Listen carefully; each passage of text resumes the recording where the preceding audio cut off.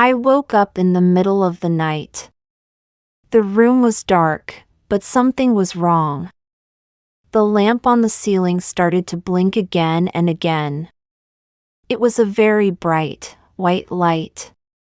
It turned on, then off, then on, then off. It was like somebody was pressing a switch very fast.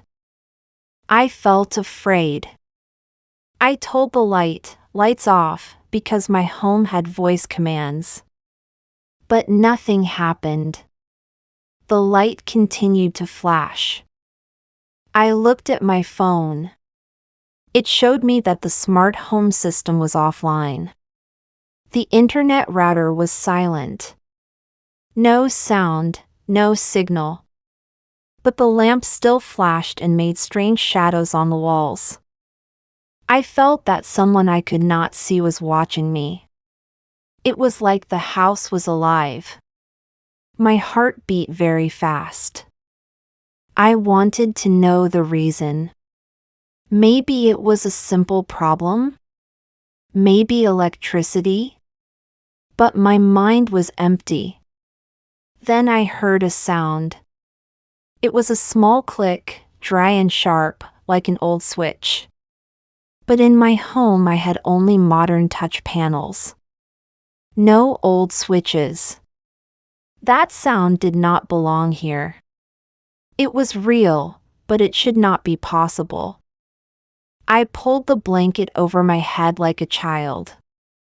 I was shaking. I waited for the light to stop. The lamp blinked and blinked. I could not sleep. Only when the first sunlight came through the window, the lamp stopped. It stopped at the exact moment when I was too tired to stay awake. My body felt weak. My eyes closed. In the morning, I told myself everything was okay. I told myself it was only a bad dream. I walked into the hallway. Then I froze. The front door moved slowly. It opened a little. I saw a thin line of darkness outside. Then it closed again. Before I could move, the bedroom door behind me slammed shut. The noise was loud. The air felt heavy. The house felt alive again. I checked every window. I checked every lock. All of them were closed. But the living room camera was different. Before, it always looked outside, at the street. Now it looked at the sofa, at the place where I usually sit. It was a silent message. I see you. I know where you are. My hands were cold. I quickly turned the camera back to the wall. I told myself it was only a mistake. But in the evening, when I opened my laptop, the screen went black. Then red words appeared, blinking. You will remember why. 2017, I felt sick. My chest was heavy. This was not only a hack. This was personal. It was an attack. Why 2017? I tried to remember what happened in that year. Who did I hurt? What mistake did I make? But I could not find an answer. Later that day, I saw a new file on my laptop. It was a video. I opened it. It showed me, sitting in my kitchen that very morning. But I never recorded it. I live alone. No one could do this. The fear became stronger. Hour after hour, I felt smaller, weaker. The lights in the house turned on by themselves. Then I heard something new. It was music. A small music box was playing. But that box was broken. It was in the attic, forgotten for many years. Now it played a soft melody. It should sound sweet, but it felt wrong. It felt cruel. On the ceiling, shadows started to move. They looked like people walking. One shadow, then another, moving back and forth. But I heard no footsteps. Only the shadows, only the false music. I ran to my bedroom. I sat on the floor. I hugged my knees.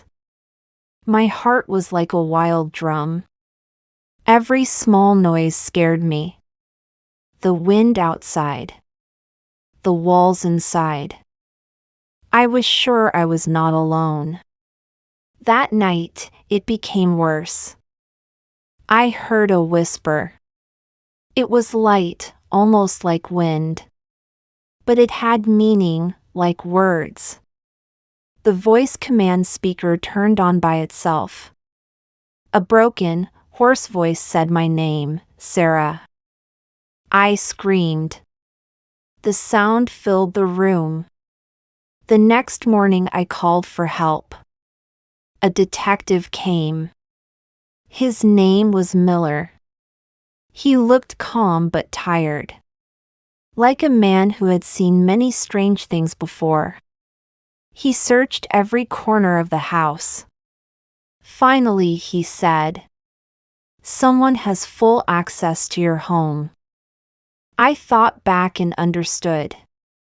On my fridge, I had a small yellow note. It showed my Wi-Fi password. I put it there weeks ago. It was easy for me, but very dangerous. Detective Miller followed the trail. It led to my neighbor, Victor. He lived across the hall. He was a strange man. He almost never smiled. He almost never spoke. He always looked dark and gloomy. I did not like him, but I never thought he was dangerous. Miller explained. Victor used my weak password to get into my system. Why did he do it? For revenge. Months ago, I blocked his driveway with my car for 10 minutes. And now this was his answer. I was shocked. All the fear, all the long nights, all the shaking hands, only for a parking problem?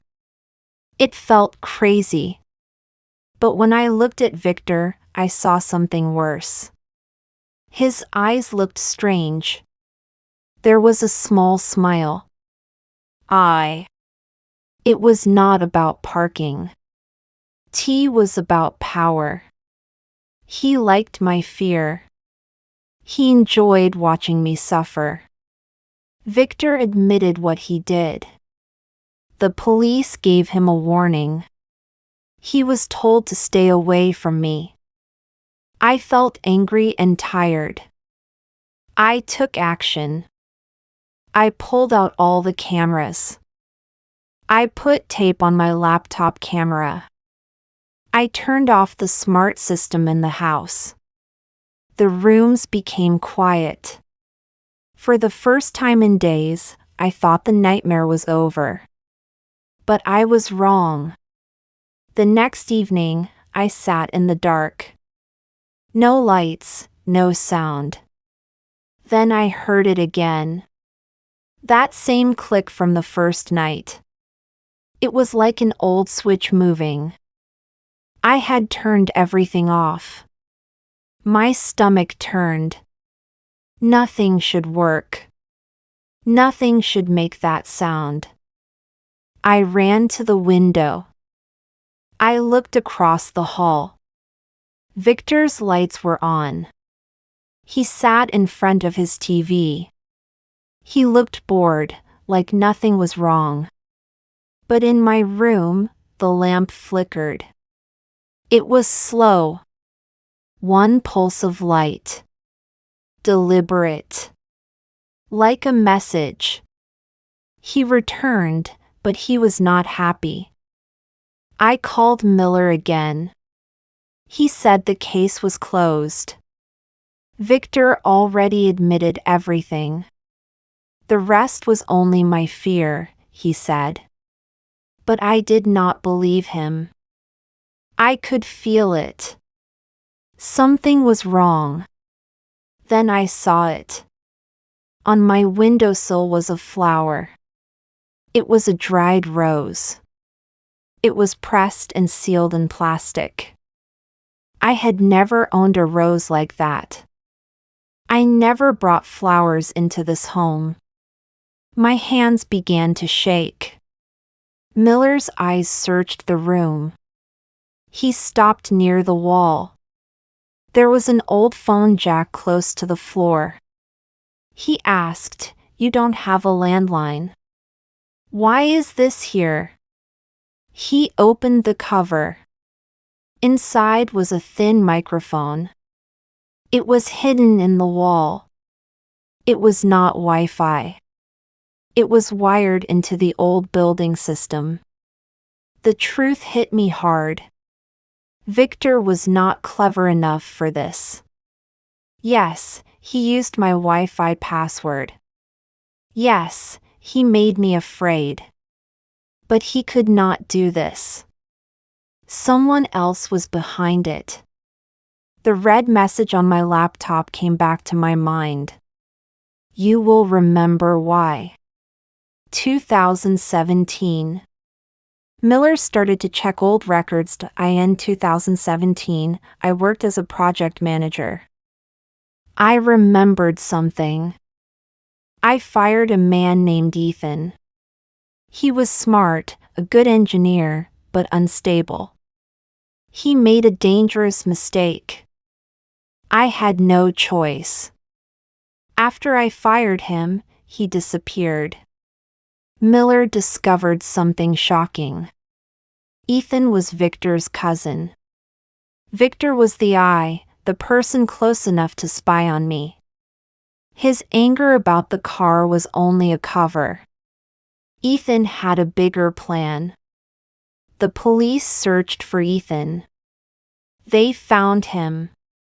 Now he was working in the IT team of the company that built the smart system in my building. He helped design the code for the lights, the cameras, and the secret back doors. He had not just hacked my house. He had prepared it years before I even lived there. Ethan was arrested. He was calm. He was not afraid. He even smiled. He said, "This is not about a car. This is not about work." She took my home. I froze. What did he mean? Then I learned the truth. The apartment where I lived had once been his dream. It was supposed to be his inheritance. But after he lost his job, he also lost the apartment. Victor bought it. Later, I moved in. In Ethan's mind, I stole his future. He hated me. His anger became a plan. His plan became my prison. I sat in silence. I threw away all the smart technology. I removed the system. The house became quiet again. For the first time, the rooms felt empty, normal. But at night, fear returned. Across the hall, Victor's light was still there. He was free on probation. And Ethan's ideas were still alive inside the walls. He built them. He knew them. Maybe his plan was not finished. I learned something important. The most dangerous enemies are not far away. They are not only in the network. Sometimes they live next door. They can make your own home speak with their voice. Now I understand. Every small story can hide a bigger one.